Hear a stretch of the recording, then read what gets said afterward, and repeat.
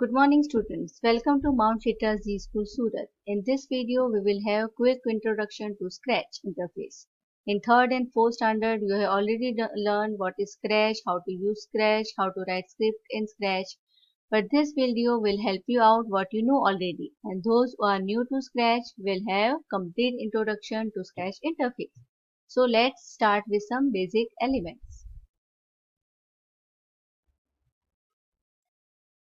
See, this is Scratch interface. Here you can see menu bar, toolbar.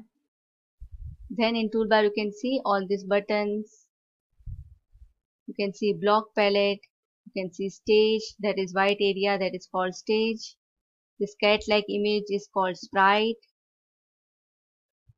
Okay, whatever you do is visible on this stage. Here you can see sprites pane. If you use multiple sprites, you can see all the sprites used in the program over here.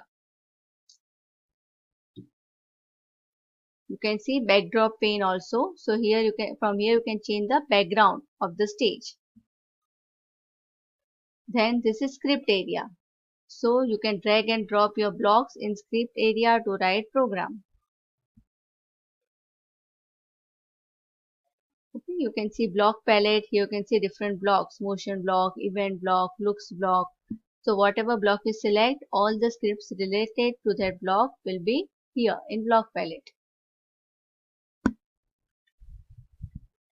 Okay, here you can see stage. Scratch creations come to life on stage. Then sprite, an object in Scratch controlled by the script. Block, puzzle piece shape that are used to create scripts. Then scripts, collection of blocks that all interlock with one another, that are called scripts. Okay, so here one sample program is given. So you can see how all that blocks are puzzled into each other.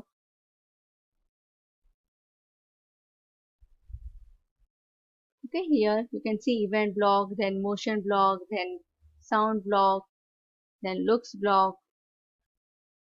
Okay, so in this way you have to write the script by drag and drop. Now see how it look like actually. Here you can see different buttons. Okay, this is sprite, motion block. Now we see how to write program. Okay, here you can see choose sprite library from library. That is called Giga. That symbol is called Giga. So when I click on that, then what will happen? It will open sprite library. You can select one sprite or multiple sprites from here and then click on OK. So that sprite will be added to your program. Now you can see two sprites are here. In the same way you can change background also from backdrop library. Choose a backdrop from library. Then it will open all the backdrops available. You can select any backdrop of your choice and then click on OK. So that backdrop or background will be applied to your program. Here you can see scripts. When you click on scripts, then you can see here green flag and stop button. Okay. Green flag is used to start your animation. This is maximize button. Okay, it will show your program or animation in full screen. Then here you can see minimize button.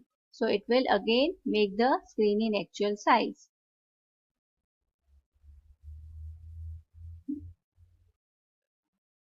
Now I will write one program on this sprite. For example, I selected this cat sprite. First of all, I have to take event block.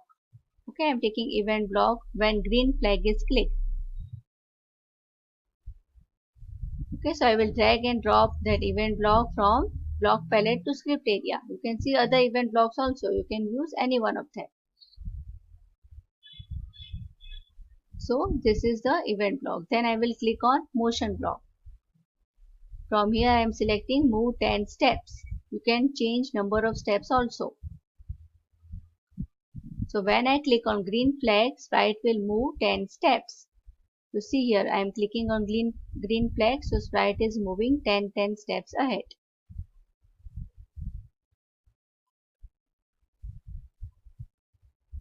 Okay, when I minimize button, use minimize button, again it will come to the actual size.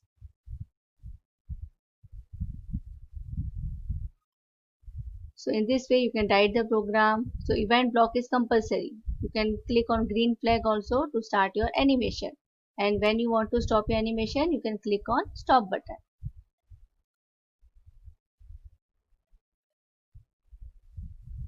Okay students, so this much you practice at your home. Till then, goodbye and thank you.